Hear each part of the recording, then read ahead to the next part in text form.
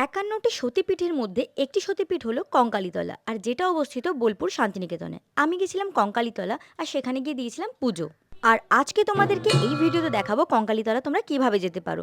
তোমরা যদি কেউ শান্তিনিকেতন যাও, ওখান থেকে একটা যে কোনো গাড়ি বুক করলেই তোমরা কিন্তু সামনেই চলে যেতে পারবে কঙ্কালীতলা।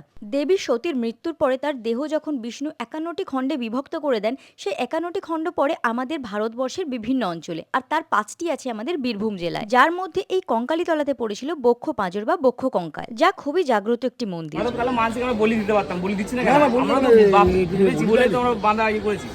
এটা কি কিসের জন্য রেখেছে?